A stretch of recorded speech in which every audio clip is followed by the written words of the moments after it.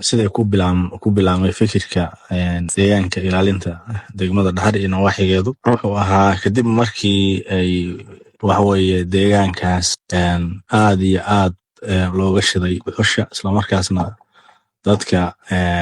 Soomaaliyeed oo weliba gobolada tan Puntland ee degmada Dhahar ay xuduudda la leedahay ay aad iyo aad ay dhulkii u shideen oo dhuxul uga shideen ay u gubeen ayaa waxaa yimi fikir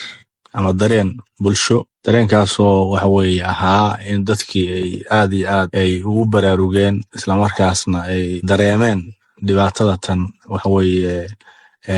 dhirta la jaraayo iyo dhuxusha ay ku hayso islamarkaasna uu halkaa kasoo baxay dareen bulsho ama shacab taasoo waxaweeye la abaabulay sidii loo joojin lahaa dhuxushan iyadoo marar badan la isku dayay laakiin ay fashilantay markii dambese waxaweeye waxaa laysla jaan qaaday oo dadkii dhammaan bulshadii ay go'aansadeen inay dhibaatada tan aadka u saamaysay deegaanka oo dhuxushan la shidaayo iyo ugaartan waxaweeye la laynayo iyo dhammaan waxaweeye dhibaatooyinkaas oo dhan sidii ay maaragtay waxaa yimi abaabulka ololaha ilaalinta deegaanka iyo dhuxul joojinta ayaa yimi marka ololahaas uu bilaabmay waxaweeye waxaa ka hor yimi caqabado badan baa ka hor yimi waxaa ugu muhiimsanaa caqabadaha in waxaweeye dadkii waxa loo baahnaa dowlad markaa maaragtay abaabulaysay oo joojinaysay dhuxusha ama ilaalinta deegaanka ma jirin ee dadkii deegaanka ayaa isxilqaamay caqabadaha ka hor yimi waxaa kamid ahaa dhaqaala dar oo hawsha tan oo ahayd hawl baaxad leh degmada Dhahar oo ah degmada labaad ee Soomaaliya ugu baaxadda weyn oo min gacal guule ilaa ceelaayo deegaanka intaa la eg waxaweeye dhuxusha in laga joojiyo waxay u baahnayd dhaqaale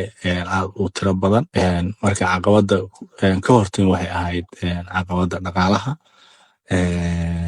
sidoo kale waxaweeyaan waxa ka hor yimi dadkii shidayey dhuxusha oo dhirta jarayey ayaa iyaguna caqabad noqday oo ka hor yimi iyagoo weliba kaga hor yimi hab dagaal ah oo hubaysan oo waxaweeye deegaanada iyo meelaha qaarkood waxaweeye ay waxaweeye u baahnayd in maaragtay hab awood ah oo lagu muquuniyo oo dhuxusha lagaga joojiyo iyadoo waxaweeye tallaabooyin badan la sameeyey oo marka hore wacyigelinta la sameeyey oo dadkii badanaa wacyigelin lagaga saaray haddana caqabada ugu weyn ee ka hortan waxay ahayd in dadkii iska caabin ay dareemeen oo dadkii dhuxusha deegaanka oo dhuxusha joojinayey inay dadkii dhuxusha shidayey ay dagaal ay kala hor yimaadeen taasoo ahayd caqabad aad u weyn marka caqabadahaas labada caqabadood tan dhaqaalaha ah iyo taa dagaalka ah waa loo oran karaa inay ahaayeen waxaweeyaan caqabadihii ugu weynaa kala kulmay iyadoo dhaqaalaha markii dambe lagu xaliyey contribution iyadoo dadka waxaweeye deegaanka reer miyiga ah ay ka qayb qaateen waxaweeye dhaqaalihii ninkii neef laga qaadayo iyo kii hal laga qaadayo dadka magaalada oo shidaalka iyo maaragtay maalin dagaalka maalinta lagu howlgalo maalin howlgaleedka iyo waxaasoo dhan bixinayay taasoo markii dambe ay sababtay waxaweeye in dhuxushii ama deegaankii si fiican loo ilaaliyo su-aashan ku xigta oo ah waxyaabaha deegaanka Dhahar hadda lagu arkaayo oo muujinaya dadaalkii inuu guuleystay waxaa kamid ah in dhirtii ay soo noqotay oo dhirtii aadka loo jaray dib u soo baxday iyadoo kaymaha hadda deegaanadii lagu arkayo in sidoo kale la arkayo ugaartii oo waxaweeyaan deegaanadii ka jirta noocyadii kala duwanaa ee ugaarta bilicdii oo soo noqotay nabadgelyadii iyo xoolo dhaqatadii oo waxaweeye dhirtii iyo nabaadkii iyo dhammaan waxaweeye cawskii si fiican ugu soo noqonayo iyadoo ay awal waxaweeye dhirta lagu waayo waxa la socon jiray waxaweeye cawskana waxaweeye dhuxusha waa ka qayb qaadan jiray marka cawskii iyo dhammaan waxaweeye bilicdii deegaanka soo noqotay su-aasha ugu dambaysa oo ah sida bulshooyinka kale ee Soomaaliyeed ay ugu dayan karaanin ama ay maaragtay degmada Dhahar iyo habkii ay u ilaalisay waxaweeyaan inay fuliyaan qodobadii ay ku guuleysatay degmada Dhahar oo ahayd in